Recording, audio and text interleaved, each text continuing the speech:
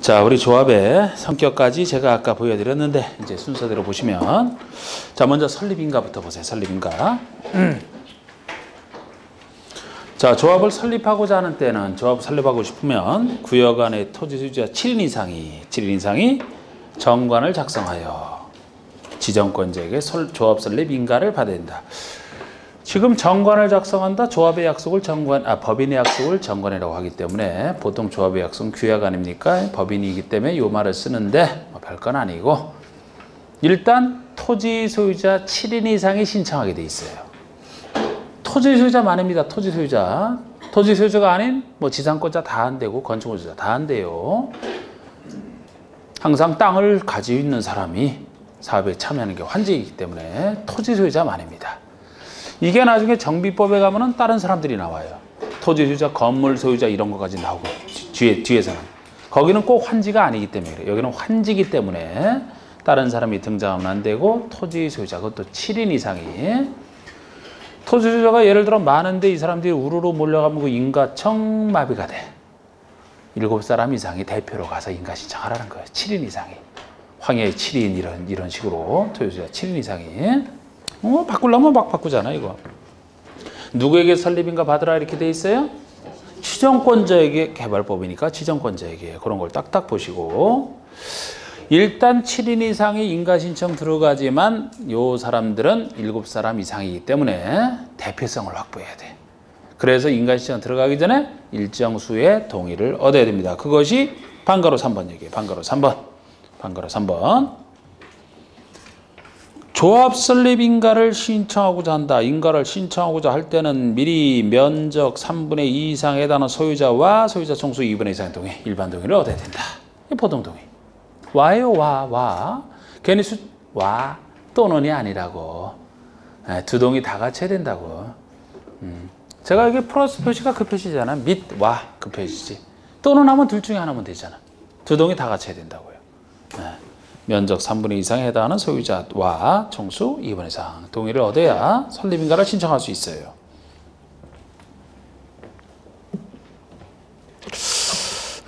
그렇게 일단 보시고 뭐 구체적으로 이때 동의자수 산정하는 건 뭐 나중에 제가 추가를 해야 되고요.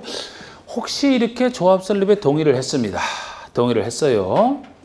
동의를 하고 나서 마음이 바뀌었어요. 철회할 수 있나요, 없나요? 그냥 상식적으로 편하게 생각해봐요. 내가 동의를 했는데 마음이 바뀌어서 철회할 수 있냐고. 철회. 할 수? 있어야 되지. 동의의 자유가 있으면 당연히 철회의 자유도 있다고 생각하시면 돼요. 우리는 해병이 아니다. 해병이야 뭐 한 번 해병이 영원한 이렇게 막 영원한 게 어디 있어요? 철회 자유가 있어야지. 동의해놓고 철회 못한다 그러면 헌법 위반이 되겠죠. 자유권 침해. 혹시 그거 좀 이상하지 않느냐 생각하시면 그런 분이라면은 혼인의 자유가 있죠. 혼인하고 나면 무조건 혼인했으니까 혼인 사약했으니까 죽을 때까지 죽음이 우리를 갈라놓을 때까지 가야 돼 무조건? 이혼할 수 있죠? 마찬가지. 철회할 수 있습니다. 자, 하나만 더. 우리 철회 원리는 다 비슷해요. 그래서 지금 여기서 한번 살짝 보는 거예요. 그냥 철회할 수 있는데 언제까지 철회할 수 있느냐. 지금 설립인가에 대한 동의가 있다. 그러면 1번 설립인가 신청하기 전에만 철회가 가능하다. 2번 설립인가 신청 이후에도 철회할 수 있다. 1, 2번. 1번. 2번. 설립인가 신청한 이후에도? 안 돼? 1번? 1번. 설립인가 신청 전에 철회할 수 있어요. 그런데 이 원리가 똑같단 말이에요, 이게. 어디에서도 다른 데도 마찬가지로 어떤 일을 하기 위해서 동의 요건이 필요하다면 그 일을 하기 전에 철회할 수 있지 그 일을 이미 한 이후에는 철회하면 안 돼요. 이 원리 똑같은 거예요. 만약에 설립인가에 대한 동의를 했다면 설립인가 신청 전에 철회를 해야지 만약에 설립인가 신청 이후에도 철회할 수 있다면 자 우리 동의요건 채워서 설립인가 신청 들어갔습니다. 그러면 이제 인가권자가 막 검토하고 그러겠네. 인가를 내주기 위해서 그죠?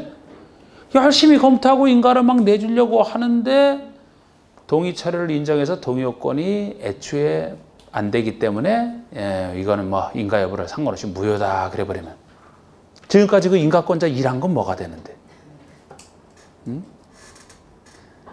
그냥 걔 훈련받은 거나 다름없잖아.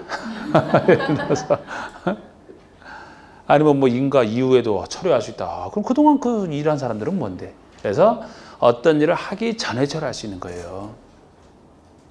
여러분 이혼도 때가 있는 거잖아. 이혼도 때가. 죽은 다음에 처리할 수 있어요? 죽기 전에 처리해야 돼. 죽은 다음에는 안 되지. 당연히. 비슷한 원리예요. 일단 그 정도만. 방가로 5번 보세요. 방가로 5번. 동그라미 1번. 토지 소유자는 조합 설립인가 신청 전에 동의를 처리할 수 있다. 처리할 수는 있다 이거예요. 그런데 여긴 설립인가 동의니까 설립인가 신청 전에, 신청하기 전에 처리할 수 있다는 거죠. 선칭후에는 안 된다는 거죠. 됐고 넘겨보세요. 양가리 1번 제가 말씀드린 거. 방가리 1번의 조합은 법인으로 한다. 법인으로 한다. 이렇게 법에서 딱 못 박아놨어요. 그렇기 때문에 법인의 특징을 생각하셔야 됩니다. 여러분 법인의 특징은 공시법 시간에서도 법인에 대해서는 다르잖아. 민법에서도 살짝 다르고. 공시법 시간에서 법인 벌써 다뤘나요? 법인 등기 다뤘어요? 그러면 수많은 등기 중에서 성립요건서 등기는 하나밖에 없잖아. 무슨 등기? 설립 등기. 안 되었어 아직? 아예 나중에 배우겠지 뭐 그러면. 법인은 특징이 설립 등기를 해야만 성립한다. 이게 법인의 특징이에요. 나머지 법인 등기는 다 대항력으로서 등기밖에 안 돼. 나중에 배우실 겁니다. 그래서 이런 말을 하는 거예요. 그러므로 조합은 그 주된 사무소 소지지에서 등기함으로써 성립한다. 법인의 특징입니다. 그리고 비영리 사단법인의 성격을 가진다라고 아까 말씀드렸고요. 방가르 2번처럼 이건 설립 등기를 해야 되는 경우가 나오죠. 조합에 설립인가가 있을 때는 자 행정청으로부터 설립인가를 받았다. 이렇다라고 해서 성립한다는 틀려. 그래서 주된 사무소 소지지에서 30일 내에 설립인가 받은 때로서 30일 내에 등기를 해야 성립한다. 이런 표현을 쓰면서 방가로 3번 얘기도 조합에 관하여 이 법에 규정한 것을 제외하고는 민법 중 사단법인에 관한 규정을 준용한다. 역시 이 법에 특별 규정이 있으면 이걸 먼저 쓰고 규정이 없는 경우에 어느 규정을 끌어다 쓸 것이냐. 민법 중 사단법인에 관한 규정 이렇게 얘기가 나옵니다. 비영리 사단법이니까 그 성격 그대로 생각하시면 돼요. 비영리니까 민법. 여러분 민법에서 배우시는 법인은 다 비영리 법인을 전제로 해서 적용되는 것들이에요. 그게. 영리 법인에 대해서는 상법에서 다른 거예요. 상법. 그러니까 민법이 비영리니까 민법이고 사단법이니까 사단법인에 관한 규정을 준용한다. 이렇게 하는 거예요. 민법 중 조합에 관한 규정을 준용한다. 그렇게 틀리게 낼 수도 있지. 조합이 아니고 사단법인이라니까 사단법인에 관한 규정을 준용한다. 이렇게 하는 겁니다. 그 다음에 조합원 자격. 이건 제가 일단 조합이 만들어지면 조합원이 누가 되는지가 가장 기본이에요. 우리 사업에 참여하는 사람 있잖아요. 조합원이 되어야 환지를 받으니까. 그래서 요거는 제가 11월 때도 제가 강조를 했었다고. 조합의 조합원은 구역 안의 토지 소유자로 한다. 구역 안의 토지 소유자로 한다. 이 규정을 그대로 해석하시면 돼요. 그러니까 구역 내 토지 소유자이기만 하면 당연 조합원이 된다는 거예요. 다른 절차 없이 저절로 법 규정에 따라 조합원이 돼요. 토지 소유자이기만 하면. 건물 소유자 이런 사람 안 돼. 토지 소유자이기만 하면. 자, 요걸 갖고 많이 풀었을 때. 자, 제가 그 아래도 살짝 적어놨습니다만 여러분들이 생각하시면 돼요. 지금 분명히 구역 내 토지 소유자이기만 하면 된다. 이렇게 되죠. 그죠?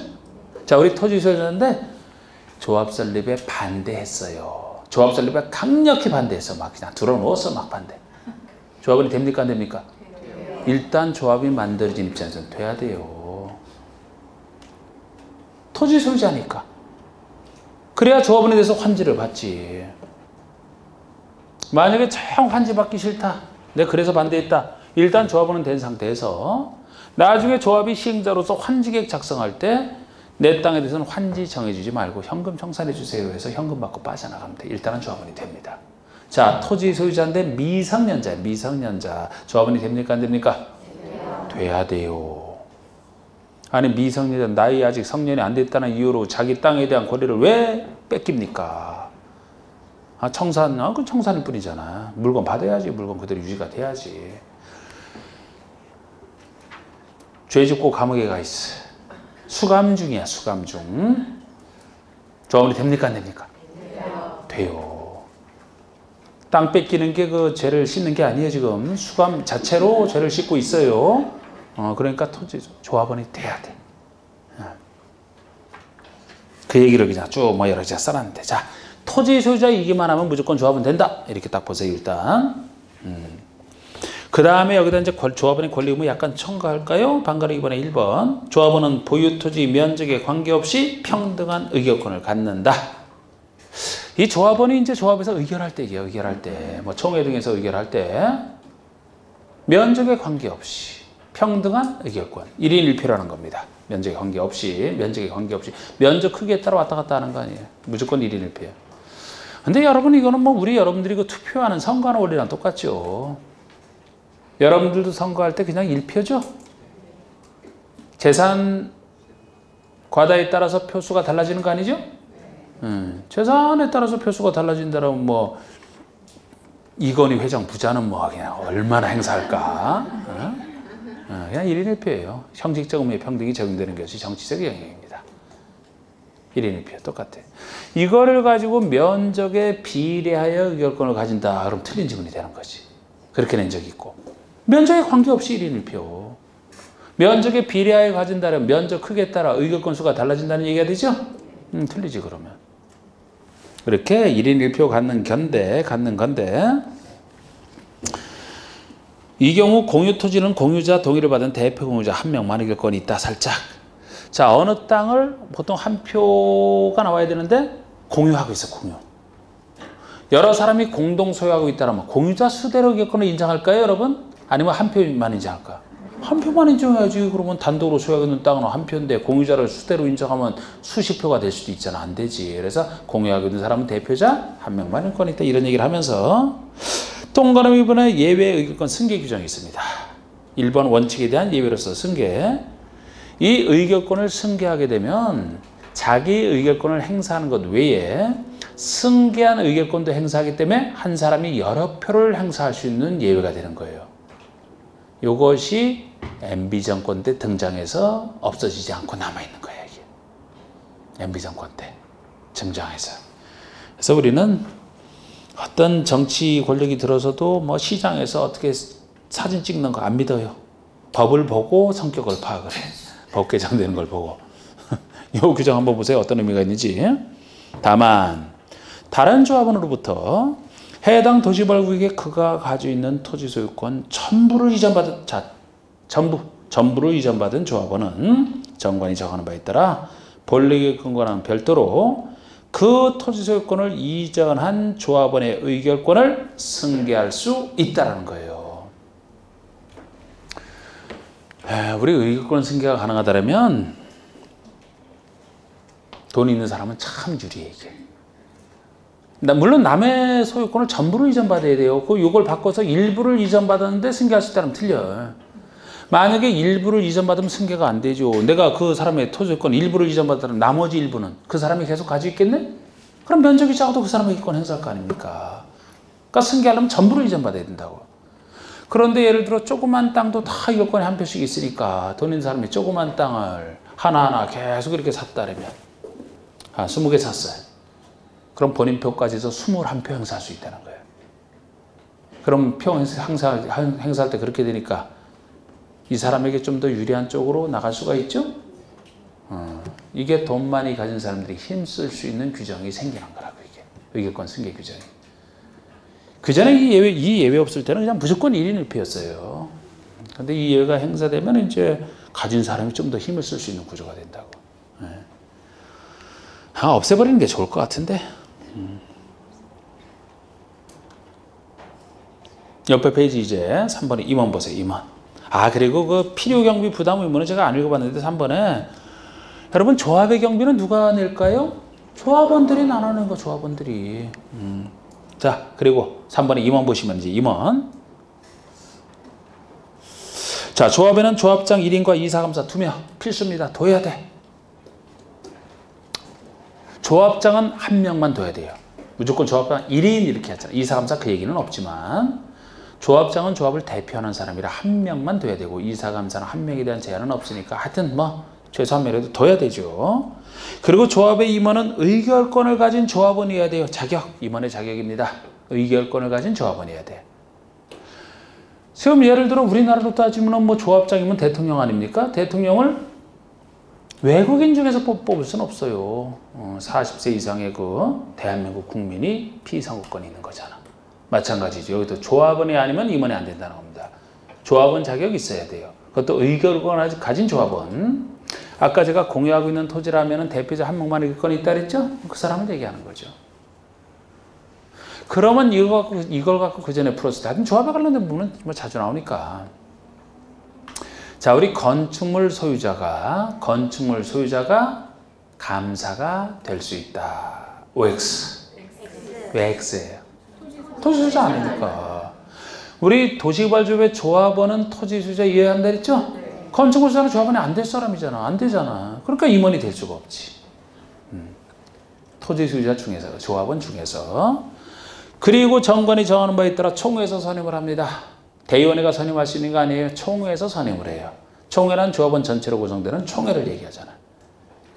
우리나라 대통령도 우리 국민이 직접 뽑듯이 대의원회처럼 국회에서 뽑는 게 아니고 국민이 직접 뽑듯이 총회에서 선임한다. 자, 우리 직무 볼까요? 동그라미 2번에 기억내는데 간단하게 조합장. 그러니까 조합장 이사감사 중에서 조합장과 이사가 업무 집행기관이고 감사는 감사기관이에요. 그런데 조합장 이사 중에서는 조합장이 조합을 대표하고 이사는 조합장을 보조하는 역할이죠. 그래서 조합장은 조합을 대표하고 사무를 총괄하는 사람이고 총회, 대의원회, 이사회 의장이 되는 제일 힘 있는 사람이 조합장이에요. 이사. 조합장을 보조하며 조합의 사무를 분장한다. 나눌 분자, 장악할 장자, 분장. 사무를 총괄하는 게 조합장이거든요. 그럼 이사는 총괄하고 있는 조합장의 업무를 나누어서 담당한다는 거지. 그래서 이사가 많을수록 조합장은 편합니다. 감사는 감사하는 사람이고 회계등은 감사하는 사람이고. 임원이 된다면 뭐가 되고 싶어요, 여러분? 조합장. 워낙 끝발이 좋잖아. 그 대신 이제 감옥 갈 생각은 좀 해야 돼. 워낙 이권에 개입되는 경우가 많으니까 혹해서 그냥 살짝 이렇게 되면 이제 유치장이 예약될 수가 있지. 딱 거기서 하고 이제 감옥까지. 조합장이 되고 싶어 난리잖아요. 그래서 뭐 이런 거 한다면 뭐 조합장 정도가 돼. 여러분 그 아파트에서 그 분녀회장 엄청 끝발이 좋다면서? 요새는 없어요? 아예 없었어? 아, 그러니까 비리가 많아서. 그 정도인데 여기 조합장이면 그 이익이 얼마나 많겠습니까? 아, 요새 분녀회장 없었어요? 그러면 그 역할은 누가 해? 동대표. 동대표가? 아, 동대표가? 또 동대표가 또 신나겠네. 하여튼 제 고향 친구가 그 원주에서 뭐 그 아파트 관리소장인데 아주 제일 무서운 사람이 분녀회장이라 하더라고. 아주 무섭대요. 뭐 관리하는데 일체 하나하나 다 간섭하니까. 그래서 분녀회장이 노래방 가자면 얼른 집에 무슨 일이 있어도 얼른 나가서 같이 모셔줘야 되니까. 아, 진짜 그렇대. 아주. 거기 좀 기분 상하게 하면 일 못 한다 그러더라고. 자, 리을번에. 조합장 이사의, 조합조도로 이사의 자기를 위한 조합과의 계약 소송에서는 감사가 조합을 대표하는 이것도 유명한 규정이에요. 감사가 이 부분에서만 조합장 역할을 하는 거야. 감사가 조합을 대표하는. 자, 여러분 여기서 이제 조합장이나 이사인 집행기관에 자기를 위한 조합과의 계약이나 소송이라는 얘기는 예를 들어 조합장이 조합에게 자기 부동산을 판다고 생각해봐요. 조합이 필요해서 조합장 물건을 살려고 해. 그런데 만약에 조합장이 조합도 대표한다면 조합장이 자기 물건 소유자로서 자기를 대표하고 또 조합장이 대표한다면 야, 조합장이 진짜 참 옛날에 그 성인이나 현인처럼 자기 이익을 참 없애버리고 조합의 이익을 위해서 힘쓸 것이다. 아니면 그냥 이참에 내 이익을 위해서 엄청 힘쓸 것이다. 어떨 것 같아요? 그러니까 조합이익이 침해돼서 안 된다는 거야. 조합장에 맡겨놓으면 고양이한테 생산 맡긴 거랑 똑같이. 이때는 감사가 조합 대표해서 감사랑 조합장이랑 계약을 체결해야지. 이게 조합장의 자기를 위한 조합과의 계약이에요. 소송이 붙었다 마찬가지고. 자기 소송에서 자기가 조합을 대표하면 안 되지. 이때도 조합장의 자기를 위한 조합과의 계약 소송에 대해서 이사가 대표한다 그렇게 표현해도 틀려요. 이사가 대표해서도 안 돼. 왜? 조합장이나 이사는 한통속이잖아. 한통속. 이사 역할이 조합장 도와주는 역할이에요. 보조하는 역할. 보좌진이라고. 보좌진. 그래서 감사가 대표하게 돼 있어요. 감사가. 유명한 얘기입니다. 또 겸직금지를 한번 보실까요? 겸직금지. 3번의 임원의 겸직금지 참 조합은 지금 많이 하는 거예요. 그래서 기업번의 조합의 임원은 그 조합의 다른 임원 또는 직원을 겸할 수 없다. 같은 조합 내에서 서로 간의 역할이 달라 견제 균형이 되고 조합의 이익이 지켜지지. 한 사람이 겸하게 되면 그만큼 조합의 이익이 침해될 가능성이 크다는 거예요. 우리 극단적인 예로 조합장이 만약에 조합장이면서 감사도 본인이 맡았다 생각해봐. 어떻게 되겠어요? 와, 지 마음대로 다 한다고 그냥.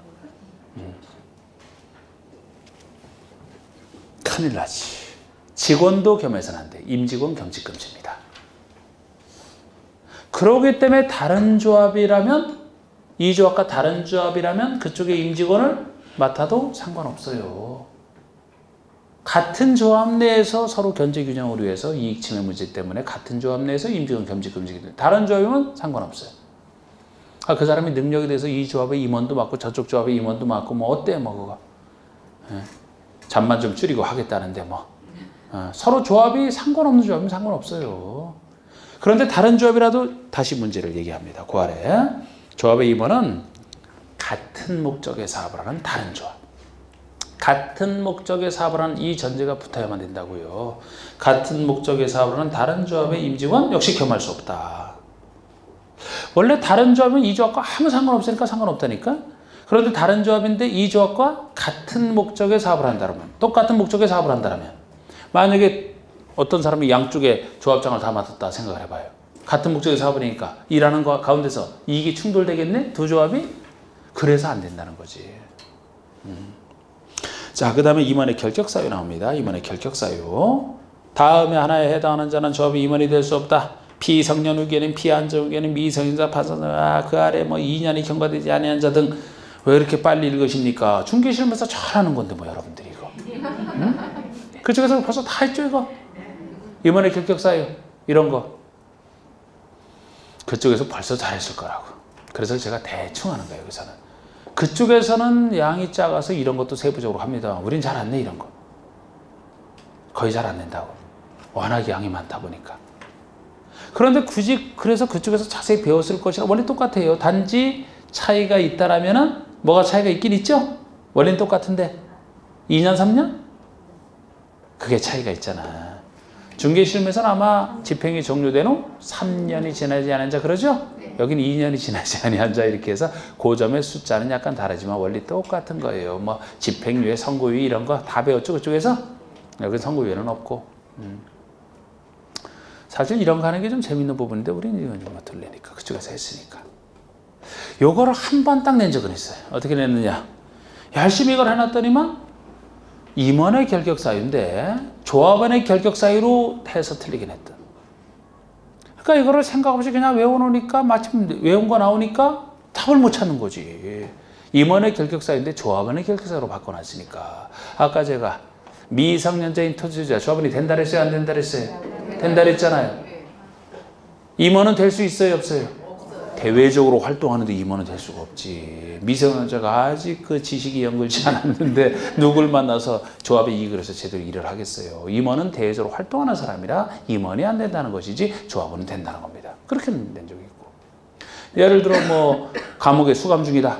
아까 조합원은 된다 그랬죠? 임원은 될 수가 없지.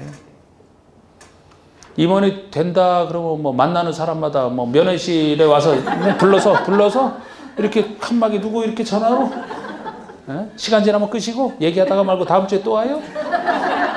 안 돼. 그러니까 임원이 안 된다는 거야. 임원의 결격사유. 조합원이 아니고.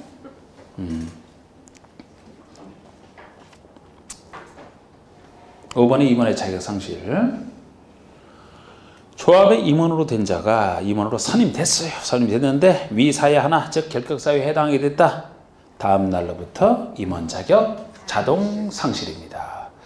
그러니까 임원으로 선임됐는데 결격사유에 해당이 된 것이 드러났어요. 그러면 해임할 필요도 없어. 해임 절차 밟을 필요 없어. 법에 의해서 다음 날부터 자동 자격 상실이라고. 자동 자격 상실입니다. 임원으로 그럴듯해서 선임을 해봤더니만 나중에 주민등록 제대로 조사를 해보니까 미성년자였어요. 분명히 조숙해 보였는데 거늘궈서 자동 자격 상실이야. 예, 그런 경우는 뭐 드물겠지만 또 선임이 됐는데 예를 들어서 뭐 피해 한정 후견인이 됐다.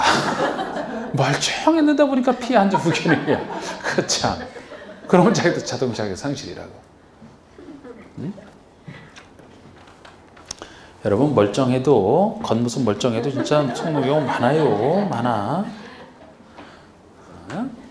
자, 4번의 총회대의원회 1번 총회 의결사항. 총회 있습니다. 그 아래 대의원회 1번 보시면 의결권을 가진 조합원 수가 50인 이상인 조합은 총회 권한을 대행하기 위해서 대의원회를 둘 수 있다. 둘 수 있다 체크. 자, 여러분 대의원회가 총회 권한을 대행하는 게 대의원회예요. 조합원 전체가 모이는 게 총회고요. 조합원들 수가 많을 때 귀찮을 때 조합원들이 자기를 대변할 수 있는 대의원 뽑아서 대의원회가 이제 대의원회를 구성해서 총회 권한을 대행하는 게 대의원회입니다. 마치 국회 같은 역할 아닙니까? 우리나라에서. 이게 대의원회인데 50일 이상일 때 둘 수 있는 임의기관이에요. 둘 수 있는 임의기관. 우리 조합의 기관 중에서 임원, 조합장 1인 이사, 감사 다 둬야 돼. 필수야. 총회 필수예요. 대의원회 50일 이상이면 두어도 되고 안 두어도 되는 임의기관이라고요. 이것과 정비법은 비슷하다고 했습니다. 우리 정비법에서는 그런데 정비법에서는 대의원회도 100인 이상일 때는 두어야 된다. 필수라고. 100인 이상일 때지만 두어야 한다. 이쪽에서는. 여기는 50인 둘 수 있다. 그래서 개발조합, 정비조합이 서로 비슷한데 개발조합, 정비조합 통틀어서 유일한 임의기관이 도시개발조합의 대의원회다. 둘 수 있다. 그래서 강조하는 겁니다. 됐고요. 그 다음에 그 밑에 대의원회들은 대의원 수는 의결권을 가진 조합원 총수 10% 이상은 돼야 된다. 대의원 수가 너무 작으면 조합원 의견을 반영 못한다고 봐서 최소 10% 이상은 돼야 되고 의결권을 가진 조합원 중에서 선출한다. 역시 대의원도 조합원 자격이 없으면 대의원이 될 수가 없어요. 우리나라 국회의원? 대한민국 국민이어야 되잖아. 예를 들어서 똑같은 얘기죠. 자, 조합은 이 정도로 많이 했습니다.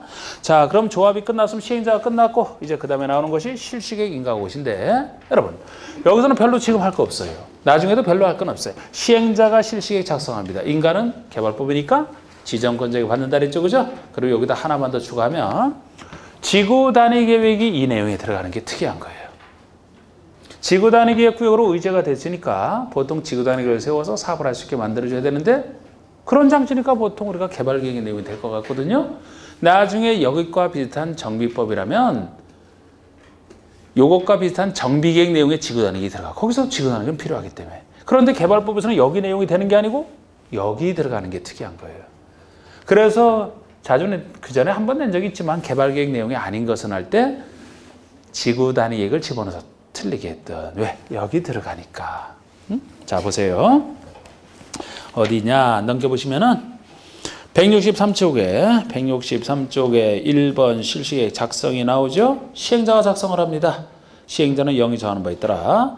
도시발사업에 대한 실시계획을 작성하라. 시행자가 실시계획 작성하는데요. 그 아래 보시면 4번의 실시계획에는 지구단위 계획이 포함되어야 된다. 지구단위 포함되어야 된다. 그리고 2번의 인가. 시행자는 실시에 대해서 지정권자 인가를 받고 지정권자가 인가하고 나서 고시를 하겠죠. 됐습니다. 그러면 이제 넘겨보세요. 어디를 가느냐? 168쪽에 들어갑니다. 168쪽에 수용 사용 방식에 따른 사업시행이에요.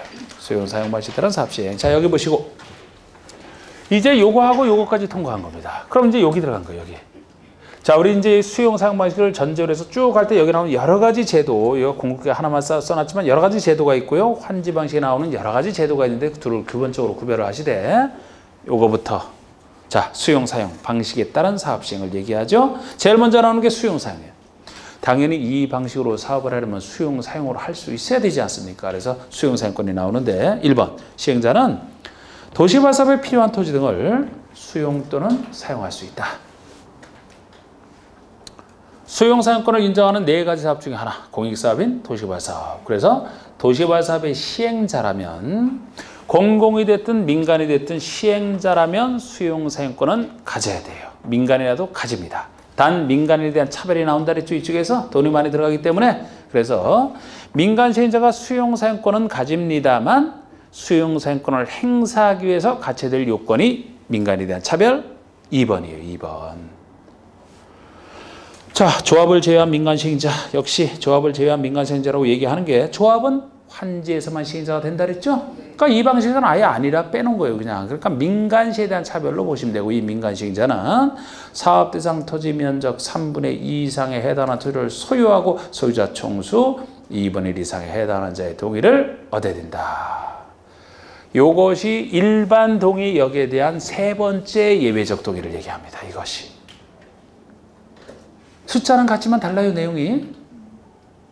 면적 3분의 2 총수 2분의 1 숫자는 여기도 같잖아. 내용이 다르다고. 여기서는 면적 3분의 2 이상에 해당하는 소유자 동의를 받으면 되죠. 여기서는 3분의 2 이상을 직접 소유하고잖아. 소유하고. 직접 소유해야 된다니까. 그래서 예외 중에 하나예요. 그래서 일반 동의에 대한 세 가지 예외가 다 나온 거예요. 지금.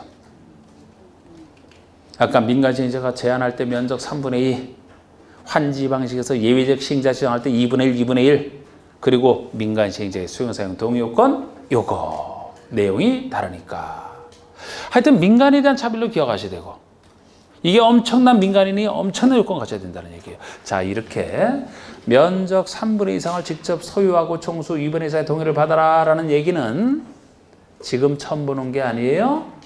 저번 주에도 요 내용 똑같은 내용 보신 적이 있어요. 어디서? 저번 주에 배웠던 것 중에서 어디서? 응? 기반시설? 기반시설 파트 중에서 좀 더 도시군계획 시설? 도시군계획 시설 사업 할 때요? 도시군계획 시설 사업? 시행자 파트? 행정청이 아닌 자가 시행자 될 때? 사인의 지정 요건? 거기잖아. 거기잖아. 자꾸 얘기하는데 아니라 해서 내가 저거 긴장하면서 얼른 얘기했잖아, 지금. 자, 우리 도중계획 시설사업 할 때 시행자라면 행정청과 비행정청 나눠지는데 주로 행정청이 하는데 비행정청도 시행자가 될 수는 있는데 행정청이 아닌 비행정청 중에서도 여러 가지 공사 등을 항상 믿어준다 그랬기 때문에 그 중에서도 공사 등이 아닌 사인의 지정 요건, 민간인 사인이 지정받기 위해서는 일정한 능력을 갖춰야 된다. 그런데 그 능력의 진입 장벽이 너무 세서 차라리 시행자가 되라는 얘기가 아니고 집에서 그냥 발 닦고 잠이나 자라 하는 그런 취지라고 했잖아요. 그게 바로 면적 3분의 2 이상 소유하고 총수 2분의 1 동의요건이잖아. 거기랑 여기랑 취지가 같기 때문에 똑같은 말을 하는 겁니다. 그러니까 이 환지 방식은 주로 이제 아까 민간인이 주로 스스로 시행자가 된다고 했는데 수용 사용 방식을 하게 되면은 주로 공공이 하고 싶다는 얘기예요. 공공이. 시행자 입장에서는 수용 사용 방식으로 사업하는 게 훨씬 좋아. 왜? 시행자가 보상금 주급하고 자기가 취득해서 일반에게 분양하니까 이 차액을 시행자가 다 먹거든. 환지에서 당사자가 할 때는 그렇게 먹는 게 아니잖아요. 옆에서 일만 해줄 뿐이잖아. 그래서 이런 이익이 되는 거 주로 공공이 하겠다. 근데 공공만 하면 욕먹는다니까요. 욕먹는 것 정도가 아니고 헌법 위반이 돼버려요. 그래서 민간 시행자도 될 수 있는 길을 당연히 열어놨는데 진입장벽이 너무 세잖아요. 지금 여기 수용사용이 여러분 다른 데 수용사랑 비교할 수 없을 정도로 엄청난 수용사용 이게. 단순히 필요한 땅 하나 수용하는 게 아니고 도시발 사업으로서 수용사용 방식을 적용하기 때문에 우리 신도시 크게 개발할 때 주로 큰 사업에 적합하다 그랬잖아요. 판교 신도시 개발할 때 환지로 했겠습니까? 수용사용 방식으로 했단 말이에요. 그게. 그럼 그곳에서 민간 시행자가 일단 수용사용권을 시행자로 지정해서 하고 행사하려면 어떤 요건? 그 판교 그 땅의 3분의 2 이상을 어떻게? 이야, 엄청난 요건 아닙니까 지금 이게. 형식적으로 넣어놨지만 그냥 집에서 쉬라 똑같은 얘기라니까. 주로 공공이 하겠다는 얘기죠. 민간이 할 수 있는 길을 열어놨지만 그 길이 너무 좁잖아. 그래서 사실상 공공이 많이 해요. 그래서 이런 민간에 대한 차별 대단한 거잖아 이게. 그쪽이랑 똑같은 얘기고. 2번 보시면 공투법 준용이 나옵니다. 수용 사용할 때는 다른 규정이 없으면 공투법 준용하다 똑같은 얘기예요. 근데 준용할 때 특례가 그 아래 2개 나오는 거 있잖아. 2가지 특례. 사업인정 받은 것으로 본다. 재결 신청기한에 대한 특례. 자, 여기서도 3번에 1번 사업인정 받은 것으로 보는 시기, 요것이 4군데 수용 사용 중에서 개발법이 특이해서 이쪽에서 더 물어볼 가능성이 큰데, 자, 우리 공투법을 준용함에 있어서 수용 사용의 대상이 되는 토지의 세부 목록을 고시한 때, 요거 수용 사용의 세부 목록을 고시한 때, 이때 공투법에 의한 사업인정 고시가 있은 것으로 본다. 의제. 여기서 여러분 수용 사용 세부 목록 고시가 개발계획의 한 내용이에요. 개발계획의 한 내용입니다. 개발계획의 한 내용이에요, 이게. 우리 개발계획에서 다 보지 않았지만 그 중에 한 내용이라고. 자, 요거를 말씀드리면요. 원래 여러분 수용 사용할 때는 우리 사업인정 받은 것으로 보는 특례 인정하는 취지가 어차피 4군데 사업에서 그 사업인정과 거의 같은 절차, 행정원의 검증을 거치는 그 절차를 거쳤기 때문에 사업인정 받은 것으로 본다 그랬잖아. 그죠? 각 법에서 인정하는 사업신고를 딸 때로 보시면 돼요. 우리 앞에서 도심계획 시설사업 할 때 거기서 처음 제가 말씀드렸는데 거기서 실시계획 인가고시가 있으면 사업신고를 딴다 그랬죠? 그때 받은 것으로 보지 않습니까? 다른 데서도 그 원리예요. 나중에 정비법, 주택법 똑같아요. 물론 말은 약간 다르지. 그쪽 법에서 인정하는 말이 약간 다를 뿐이지 행정원의 검증을 거쳐서 사업시행권을 딸 때 똑같단 말이에요. 거기서 시행계획 인가고시, 주택법에서는 사업계획 승인을 받았을 때 그쪽에서 용어를 그렇게 할 뿐이지 사업시행권을 딸 때예요. 그런데 개발뿐만 아니라고. 개발뿐만 아니기 때문에 이게 특이하다고요. 다른 데는 다 같은 원리인데. 여기서는 이때 사업시행권을 딴다고 보셨죠? 그죠? 다른 것처럼 이때가 아니에요. 실시계 인가고시가 있을 때가 아니고 지금 읽었던 것처럼 개발계획의 한 내용이 되는 수용 사용의 세부 목록 고시지 요때 받은 것으로 본다면 틀리는 거예요. 여기서는 다른 것과 달리. 이게 개발법의 특징이라. 왜 이때가 아니냐. 다른 것과 달리. 아까 얘기했듯이 다른 데서 수용 사용은 그때그때 필요한 거 잠깐 할 뿐인데 여기는 엄청난 수용 사용이라니까. 큰 신도시 개발하는 데 있어서 만약에 이때 사업인정 받은 것으로 보게 되면은 이미 가격이 한참 올랐죠. 이때면 사업인정 받아야 수용사용 절차를 진행할 수 있다니까, 시작을. 그럼 이때부터 진행한다 생각해봐요. 이미 엄청나게 수용 보상가가 높아지겠네. 여기서는 어쩔 수 없다. 너무 큰 수용사용이라. 맨 앞으로 당긴 거예요. 우리 개발계획 내용 중에 장차 무엇을 수용 사용할지 세부 목록을 고시하는 그 순간에 사업인정 받은 것으로 본다. 그럼 그때부터 수용 절차를 진행할 수 있으니까 가격 오르기 전에 수용할 수가 있잖아. 그죠? 그래서 여기서만 이때가 아니라고. 큰 수용 사용이라. 특이한 겁니다. 또 재결 신청이요. 자, 우리 재결 신청은 공투법 규정에 불구하고 공투법이 1년 내 신청한다. 안 쓴다니까. 다 안 쓰고 개발계에서 정하고 있는 도시개발사업의 시행기간 종료일까지 하라. 사업 시행기간 내에 하면 된다. 사업 시행기간 내에 하면 된다. 그 얘기죠. 이건 다 똑같잖아요. 4군데 다 1년 안 쓰고 사업 시행기간 내에 하면 된다라고 했던 거. 자, 그러면 여기서 이제 또 10분 쉬고 하겠습니다.